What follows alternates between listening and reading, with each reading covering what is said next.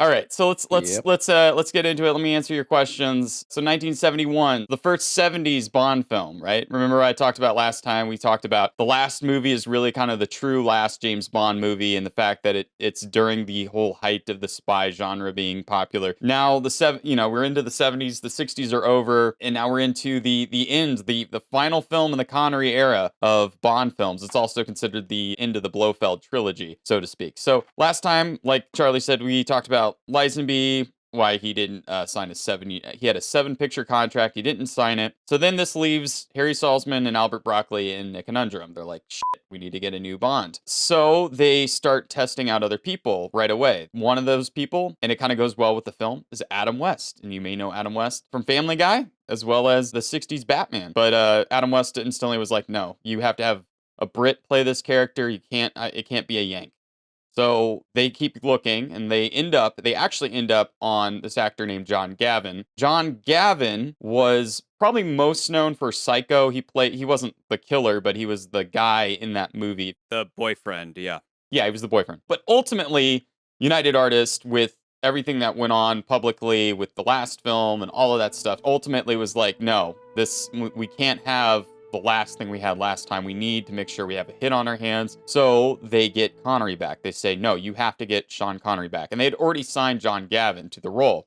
Real quick, though, before you go on. So I understand that OHMSS was not a success. Is there anything, I mean, is it like the numbers just weren't there because we lost Sean? It was a little more depressing? Were the reviews not that good? Yeah, I think it was just not what people were expecting out of the Bond film. And I think mostly it was, you had a different guy playing Bond. And then also not to mention that, I don't think I went into this the last episode, but Lisenby didn't really, like, he would go on interviews. He was bearded, he had long hair, he looked like a hippie, and he would literally tell people, oh, I'm not coming back. Now, if you're watching a franchise film and you're like, well, the star of the movie's not even coming back, why should I even bother watching this movie? This sounds like this is the end of the franchise. I mean, that's going to hurt the box office. So they're like, no, we need to get Connery back. So United Artists says money's not an option. So they end up paying him $1.2 million for Connery to come back. I've heard also $2 million. It's somewhere in that range. But that's a lot of money, especially for that time. Actors generally were not paid $1 million contracts back that period of time. I think the most famous one of that, or the first person to get paid like $1 million that most people talk about, is Marlon Brando in the first Superman movie. Sean Connery donated it, right? Yes. So Connery, being a Scotsman,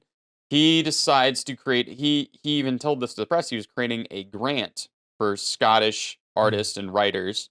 So it became a part of his trust that he would already started, but he was going to use that money anyway. So he took the 1.2 million, he put it in this trust for Scottish writers and artists, so they didn't have to leave the country to get the money for the grant. And also he got a 2-picture deal out of it as well. Only one of those movies were actually made, but it also gave him the option to say, oh yeah, I can do whatever movie. So of course he was like, yeah, sure, I'll come back. Also returning, Guy Hamilton, who directed Goldfinger, but also Charles Gray returns. And you may remember Charles Gray in You Only Live Twice, but he had a knife in his back. So it's the same actor in another Blofeld movie only 2 movies ago, and they bring him back. He was the victim of knife in the back, can't run very fast guy. Yes. Yep. Yeah.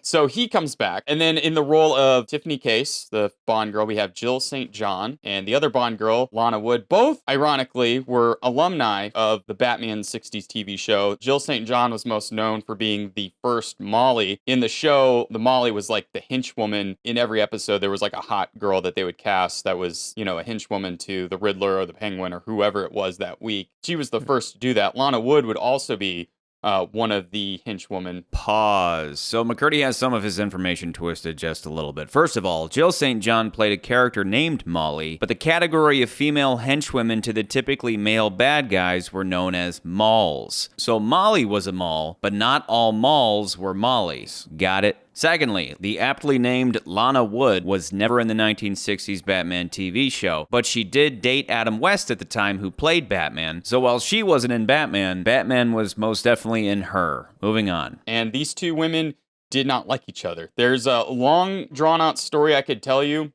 dealing with Lana Wood's sister's husband and all this other stuff. And if you know a little bit of Hollywood history, you kind of know where that's at. You can look it up yourself. But I just want to hear about how they are also alumni of Sean Connery's penis. They are. So it's been Lana Wood and Connery apparently were dating at this time.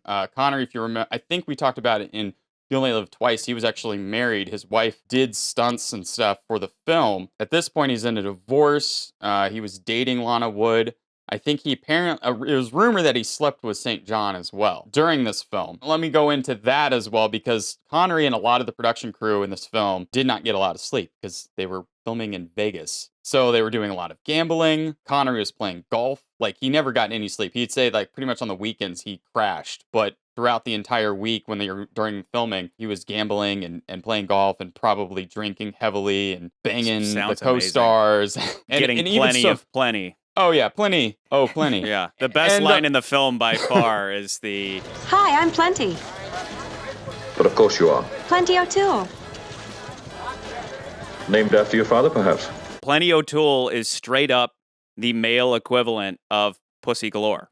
Yeah. Yeah. And they give it to a chick, and he's just like, that doesn't add up. You must have been named after your father. Well, Connery apparently even held up production because he was winning so much. So he would go to get his winnings, and they're like, Connery, you need it. We're shooting.